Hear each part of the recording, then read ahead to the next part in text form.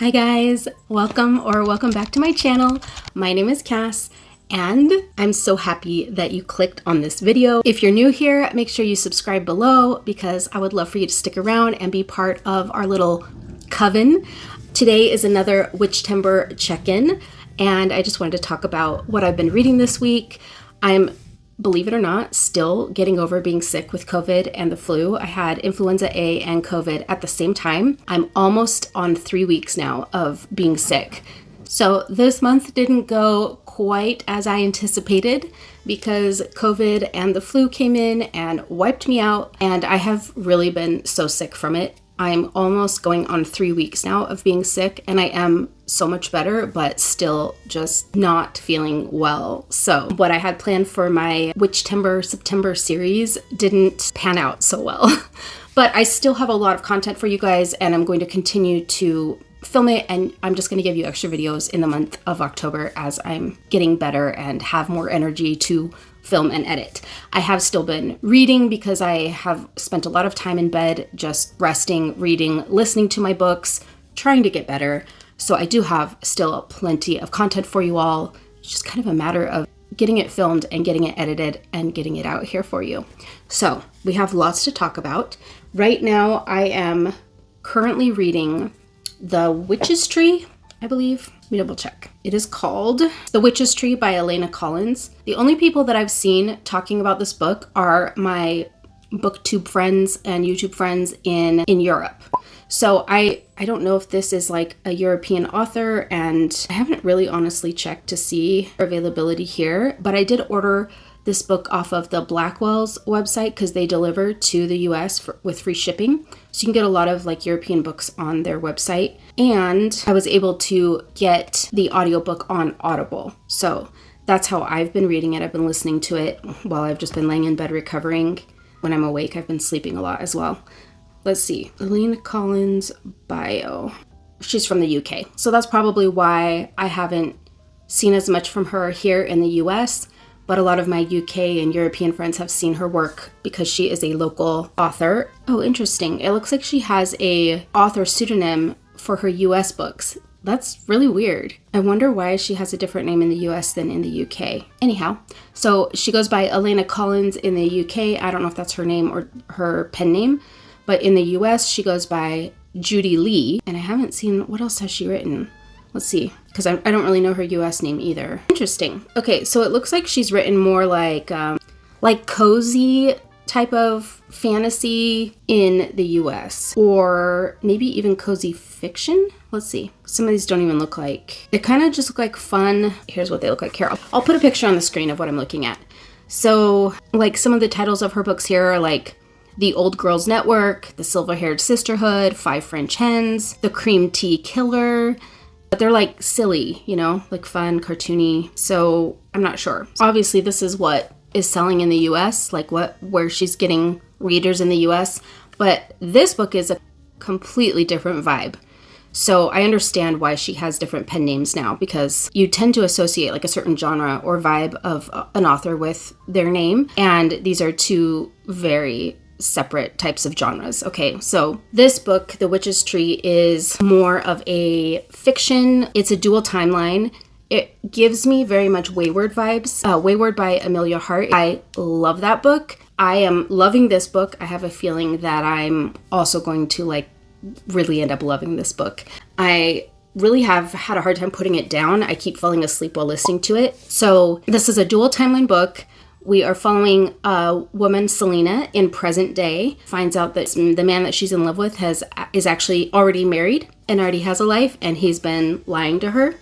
And she finds herself pregnant with his baby at the same time that she realizes that he's actually already married to somebody, and that she's been in this like affair situation without realizing it for the last like 6 months. And she's trying to get out of that situation. She's an artist, she paints, and she decides to kind of heal from this relationship drama. She's going to move out to the country for a little while, focus on her painting, just kind of get away and get recentered. The house that she moves into feels kind of haunted. Like it's got like these eerie vibes about it. There's some weird things happening, and there's talk of like a resident ghost that lives there. So we're kind of following Selena's time there, and she's trying to kind of figure out like who this ghost or like visage is that she keeps seeing and hearing and feeling, and it connects her to this woman in the past.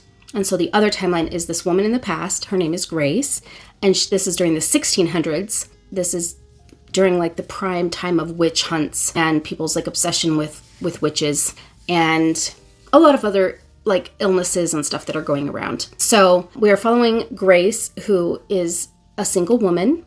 Her mother has passed away, but her grandmother is still living. And her grandmother's kind of like the resident village healer and midwife. She is taking care of her dad, who is now a widower, and she works as a milkmaid at the local like farm. And so we're following Grace with a bunch of other women that are also milkmaids, and they literally earn their money by milking cows. And that's how they make a living.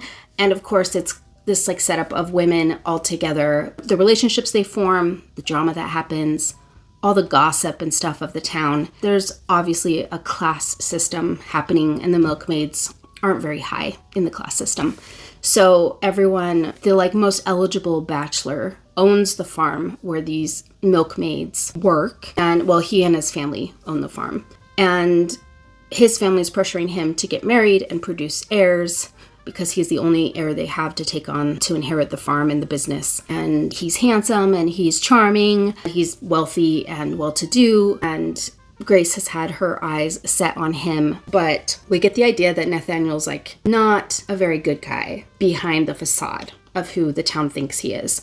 So he is the most eligible bachelor and he's handsome and charming, but we definitely get the vibes that he's not a very good guy. And so things kind of progress from there. We learn about Grace's story, we are following Selena's story, and we're flashing back and forth, and we're figuring out what the connection is, and following, in the past, we're definitely following like the whole culture of the witch hunts, fear of witches, and seeing kind of like what led up to that point. We are not in the middle of a witch hunt, but there's like all of the rumors about witch hunts and witches, kind of seeing how what can happen in a town can invite that paranoia and that kind of like jealousy and finger pointing to come in that fueled the witch hunts of that time. So anyway, there's definitely a mystery element to it.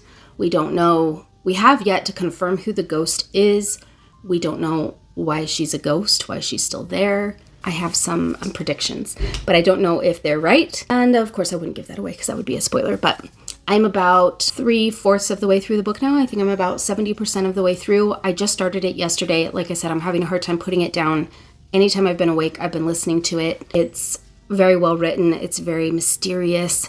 Definitely has the witchy fall, kind of eerie vibes. And you also get that paranormal element because of the haunted house and the ghost that lives, the resident ghost in the house. So I'm really enjoying it. I would definitely recommend picking it up, but I will update you guys when I finish the book. I might even finish it and tack it on to the end of this vlog because I'm gonna finish it tonight for sure. It's, you know, I'm so close to the end. I only have a couple of hours left. And what else? Upcoming videos that you can look forward to. I have a fall WITCHtember tag coming up. That's gonna be really fun.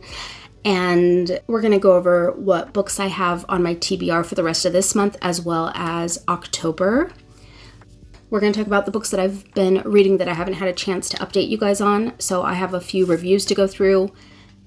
Yeah, anyway, that's kind of what we have going on. I do have my kids this weekend and upcoming week, so I will be in mom mode, but like I said, I'm still trying to get better. So I might share a little bit of those behind the scenes with you guys, but yeah, hopefully I will be on here more frequently, and I'm excited to get caught up with you guys. So yeah, that's my update. Again, if you're new here, make sure you subscribe below, and we will see you tomorrow. Cheers. I hope you guys have a really good weekend. I'll see you soon.